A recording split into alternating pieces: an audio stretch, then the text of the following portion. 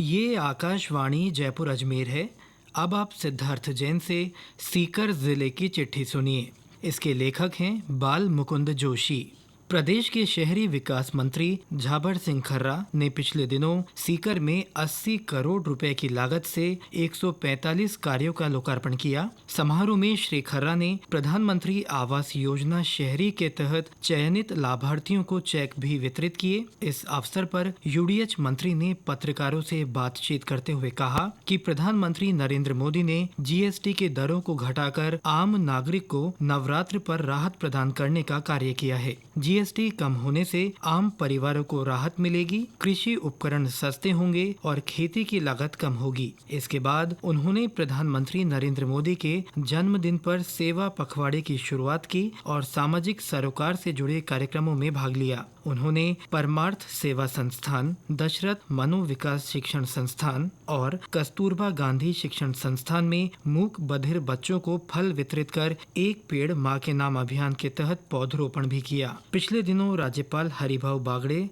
जिले के दौरे पर रहे। इस दौरान राज्यपाल ने पंडित दीनदयाल उपाध्याय शेखावाटी विश्वविद्यालय के दीक्षांत समारोह में भाग लिया। समारोह में नई शिक्षा में विचार और विकसित भारत का संकल्प विषय पर बोलते हुए श्री बागड़े ने कहा कि विद्यार्थियों में एकाग्रता और अभ्यास की आदत बन जाए तो उन्हें सफलता निश्चित मिलती है। उन्होंने महात्मा गांधी, विनोबा भावे और सर्वपल्ली राधाकृष्णन जैसे महापुरुषों का उदाहरण देते हुए विद्यार्थियों से कहा कि किताबें पढ़ने के लिए इच्छा शक्ति होनी चाहिए। उन्होंने कहा कि लक्ष्य प्राप्त करने के लिए श्रम और संयम आवश्यक है। राज्यपाल ने विश्वविद्यालय में मीडिया लैब और कम्युनिटी रेडियो शेखावाटी 91.2 का भी लोकार्पण किया। जिले में गत दिनों तीसरी राष्ट्रीय लोक अदालत आयोजित की गई, जिसमें 17 न्यायिक क्षेत्र से 17 बेंचों ने राजीनामा योग्य मामलों का मौके पर निस्तारण किया। सीकर न्यायिक क्षेत्र में सिविल न्यायालय में लंबित कुल 88,769 प्रकरणों में से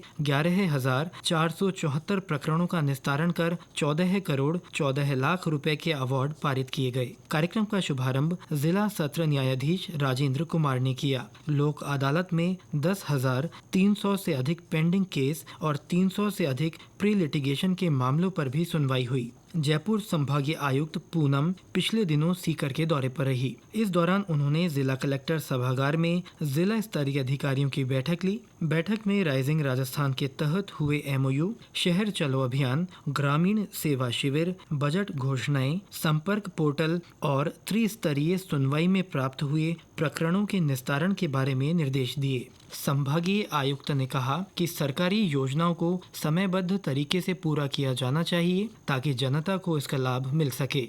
जिले में अगस्त और सितंबर महीने में बारिश के कारण 1,65,000 हेक्टेयर भूमि में फसलें खराब हुई हैं। फलियों के अंकुरित होने के बाद उनमें काले दाने भी पड़ गए हैं। कृषि विभाग की संयुक्त निदेशक प्रिया झाझड़िया ने बताया कि बारिश का दौर लगातार जारी रहने से खरीफ फसलों में नुकसान हुआ है। उन्होंने बताया कि विभाग के प्रारंभिक आकलन में दलहन और बाजरे की फसलों में ज्यादा नुकसान सामने आया है।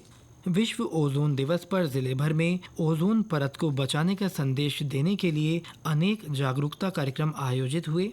इसी कड़ी में स्मृति वन में कार्यक्रम आयोजित किया गया, जिसमें जिला कलेक्टर मुकुल शर्मा ने पौधारोपण किया। वन विभाग और राजस्थान प्रदूषण नियंत्रण बोर्ड की ओर से इन कार्यक्रमों में पर्यावरण संरक्षण को प्रोत्साहित करने की अपील की गई। जिले भर में विश्वकर्मा जयंती, अनंत चतुर्दशी, जल झूलनी एकादशी और क्षमावणी का पर्व पूरे धार्मिक उत्साह, उमंग और श्रद्धा के साथ मनाया गया। 2 दिन बाद शुरू हो रहे नवरात्रों में जीर्ण माता का मेला आयोजित होगा, जिसमें राजस्थान के अलावा अन्य प्रदेशों से लाखों श्रद्धालु हिस्सा लेंगे। इसके लिए जिला प्रशासन ने व्यापक तैयारियां की हैं। इधर सीकर सहित लक्ष्मणगढ़, फतेहपुर कस्बों में दुर्गा पूजा आयोजन के लिए विशाल पंडाल सज चुके हैं। इसी के साथ सीकर जिले की चिट्ठी समाप्त हुई।